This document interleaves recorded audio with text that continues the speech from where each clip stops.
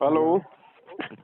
Hello सत साहिब भगत सत साहिब जी, सत साहिब भगत जी, हम सुनील दास बोल रहे हैं बिहार से। बोलिए। भगत जी, बहुत आपको फोन लगा कर परेशान हो गई। बताइए, अब लग गया, बता दीजिए। भगत जी, शंका समाधान है। बताओ बताओ। भगत जी, वो हम आपको भी मैसेज किए थे भगत जी अब कल। मैसेज छोड़ो, जो बात है वो बताओ, सीधा सीधा अपनी शंका क्या है। हाँ भगत जी, वो हमारा जो है मतलब जी, फोन आया था आश्रम से। भगत जी बोलता है डीपी चेंज करो, वो करो, ये करो तुम्हारा। मैं बोला डीपी हम चेंज नहीं करेंगे, वो बार बार फोन करते रहते हैं। व्हाट्सएप फेसबुक का जो लोगो लगा रखा आपने वो? हाँ भगत जी, हाँ। उसको बोलो ना कि मोबाइल तेरे बाप ने दिलाया था क्या? इसका रिचार्ज तेरा मामा करवाता है क्या?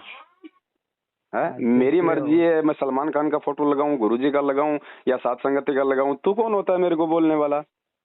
बोलना सीखो भगत जी, टकाटक जवाब दो। हम किसी के गुलाम नहीं है, परमात्मा के गुलाम है। हाँ भगत जी, यही बोला। मैं बोला भगत सीधा जी, बोलो, अब और मैं क्या। दोबारा इधर फोन नहीं करने का रे। हाँ, इसके सीधा लिए मैं बोलने का। उसको फोन उठाता नहीं है। वो कितना बार किया, हाँ, हम फोन भी नहीं उठाते, उसको छोड़ दिया। नहीं और फोन मेरा उठाने वो का, सीधा जवाब देने का, डरने का काहे को? अब देखो, मैं इधर और मैं बॉम्बे आया तो मैं तो बॉम्बे सीख गया। बॉम्बे वाला भाषा सीख गया। हाँ, हाँ, तो सीधा बोलो भगत जी, डरने का नहीं। और वो भी बोल रहा था कि भगत जी, वो तुम पवन दास का ग्रुप में ये सात संग में जुड़ गया, तुमको ग्रुप से निकाल दिया जाएगा। मैं बोला हाँ, निकाल निकाल दो दीजिए। उनको। तुम्हारे ग्रुप में मेरे को कोई पेंशन मिलता है क्या? हाँ, हाँ, निकल जाओ। मेरे को ऐसे लोगों के साथ नहीं रहने का जो मूर्ख हैं। और भगत जी 2 साल हो गए नाम लिया हुआ भगत हाँ, जी। हाँ। और मेरा एक शंका है भगत जी, मेरा मन में क्यों बहुत गंदे गंदे बातें आते रहते हैं भगत जी। तो गंदे गंदे बातें आने दो ना, वो निकल रहा है, वो कचरा निकल रहा है, निकलने दो ना। जो आपने अपने भेजे में जमा किया था आज से पहले, वो निकलेगा ना बाहर भगत जी। वो गंदा पानी निकलेगा तभी तो अंदर कोई अच्छा पानी जाएगा। तो परमात्मा का सत्संग ज्यादा से ज्यादा सुनो, ताकि वो सत्संग जो है वो निर्मल वाटर है, वो अंदर जाएगा तो अंदर की जो गंदगी उसको बाहर निकालेगा। तो ये गंदगी बाहर निकल रही भगत जी, इसको निकलने दो। हाँ भगत जी, वो मतलब नहीं भगत जी, हम लोग अभी आंध्र प्रदेश में जॉब कर रहा है भगत जी। हम्म। मतलब वो समुंदर लाइन में छोटा छोटी जहाज रहते हैं ना भगत जी, उस पे हम लोग जॉब कर रहा है। अच्छा। मतलब कोई अपना माँ बहन रोड पे जाते हैं ना, उसके प्रति एक मतलब दूसरे भावना मेरा मन में आते रहता है। बाद में मेरे को पछतावा होता है मैं क्या कर रहा है। ये सत्संग ज्यादा सुनने से धीरे धीरे ये रोग ठीक होता है भगत जी। ये पांचों विकार सबके अंदर हैं, नाम लेते ही कोई जो है कागभूषण नहीं बन जाता है, समय लगता है भगत जी। हाँ, 2 साल हो गया है ना? भगत जी। लॉकडाउन स्टार्टिंग में नाम लिए थे ऑनलाइन से। हम्म। और मेरा बिहार भागलपुर से भी आश्रम से फोन आता है, और महाराष्ट्र से भी आश्रम से फोन आता है। अभी आपको पता है बिहार का स्टेट कोऑर्डिनेटर कल मर गया, हाँ भगत हार्ट जी, अटैक आपका आ वीडियो गया। देखा मैं। तो जब फोन आए तो उनको बोला, रे यार तुम लोगों की संगति में हमको क्या फायदा रे, जब तुम्हारा स्टेट कोऑर्डिनेटर ऐसा दुर्गति से मर रहा है, हमारा क्या होगा तुम्हारी संगति करके? सीधा बोलो ना हाँ, उनको। बोल दिया अभी भगत जी। उसका भी फोन अभी भी आया, इसके लिए मैं कल से आपको भी फोन किया, आज हाँ, भी किया। बोला यार तुम कोऑर्डिनेटर ही ऐसा मर रहे हो तो हमारा क्या होगा तुम्हारी संगति करके? हमको तुम्हारी संगति नहीं करनी, हमको साथ संगति करनी है। हाँ भगत जी। सीधा बोलो, घबराने का नहीं, परमात्मा हमारे साथ है। जी जी भगत जी। ठीक है भगत जी। बाकी गंदे विचार आते हैं तो कोई बड़ी बात नहीं है, गंदे विचारों को जीवन में लागू मत करो बस। बाकी तो जो गंदगी है बाहर निकलेगा। अब जब हम लोग खाना खाते हैं तो कितना अच्छा लगता है, वही खाना जब जब वोमिट होता है, उल्टी होता है, तो कितना बेकार से बाहर निकलता है ना। लेकिन वो गंदगी वो बाहर निकलेगा तो ही अंदर शांति आएगा। तो जो गंदे विचार जो मन में आते हैं ना, ये पहले का जो जमा जो गंदगी है ना, वो धीरे धीरे निकलता है। तो इससे हमारे को परेशान नहीं होना चाहिए। जानबूझ के हमने ऐसा किसी को कोई बुरी नजर से नहीं देखना है। फिर भी यदि अचानक से अगर किसी माता बहन को देख के इस प्रकार के मन में कोई विचार या कुदृष्टि आती है तो उसे घबराने का नहीं है। परमात्मा से उसी क्षण जो है मतलब की आंख बंद करके, मतलब अंतर्मन से परमात्मा को प्रार्थना करना कि परमात्मा दास पे दया करो, दास के विकारों को जो है मतलब की हरो परमात्मा। और ये सब हमारे भाई बहन हैं। तो ऐसा करके फिर ज्यादा से ज्यादा गुरु जी का सत्संग सुनेंगे, भक्ति करेंगे, तो उसके प्रभाव से फिर धीरे धीरे धीरे धीरे ये चीजें डाउन हो जाएंगी। एकदम से हम कोई राजा हरिश्चंद्र नहीं बन जाएंगे नाम लेते ही भगत जी, समय लगता है। ये संघर्ष है, ये मानसिक संघर्ष है भगत जी।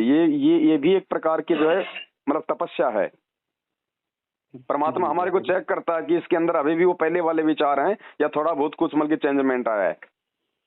तो अचानक से ऐसे विचार आ जाना कोई गलत नहीं है, लेकिन उन विचारों का सहयोग करना गलत हो जाएगा कि फिर उसको लगातार उसको देखना, फिर मन में और ज्यादा यदि हमने जानबूझ के देखा तो फिर दिक्कत हो जाएगा भगत जी। फिर मन को सहारा मिल जाता है, बाकी मन तो हमारे को तोड़ने का प्रयास करता है ना। मन तो चाहेगा ना, जैसे पहले कोई शराब पीता था, अब वो किसी दारू के ठेके के सामने से निकलेगा तो मन तो चाहेगा बेटा ले ले, एक पैक ले ले छोटा सा, कौन देख रहा है।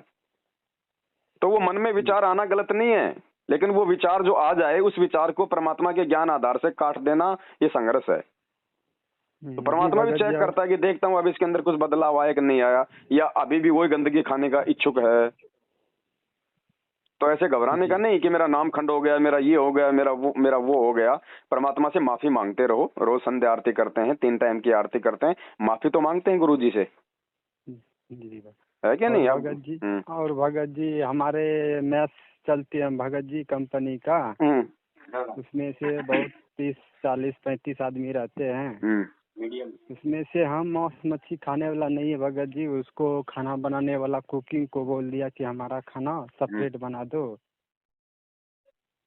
मतलब कोई ये चीज वो चीज न डालने का नहीं, वो सेपरेट देता है भगत जी। ठीक है। और हम लोग एक रूम में 5-6 आदमी एक रूम में रहते हैं भगत जी। हम लोग मतलब ये ज्योति बीती ये सब भगत जी नहीं लगा पाते हैं।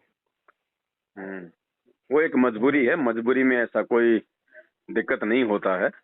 परमात्मा से प्रार्थना करते रहो कि परमात्मा दास को भी समय दो, दास को भी कुछ ऐसा सेट करो कि परमात्मा आपका ज्योति भी लगा सकें। बाकी जब तक भारी ज्योति नहीं जलता है तब तक अपना मन का ज्योत जला के रखो।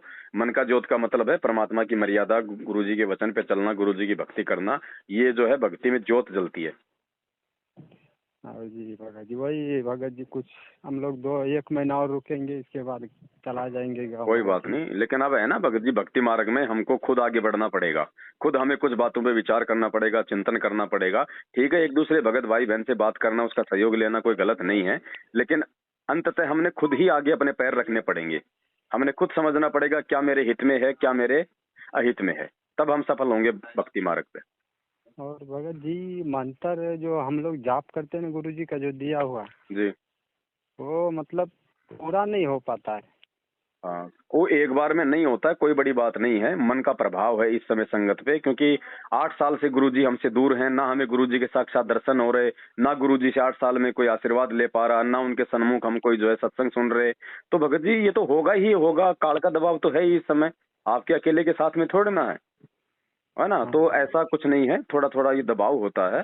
तो परमात्मा दया करें, एक बार में मंत्र नहीं होते हैं तो आप जी उसको 20 बार में कर लो। गुरुजी ने ये थोड़ी कहा कि एक बार ही जो है करना जरूरी है। भाई जिसको कोई दिक्कत नहीं है वो एक बार में कर लो बैठ के, जिसको दिक्कत है वो एक बार में 5 कर लो, फिर कभी समय मिला तो फिर 5 कर लो, फिर 10 कर लो, ऐसे कर लो। 108 करना होता है मिनिमम, ज्यादा करो तुम्हारी इच्छा है।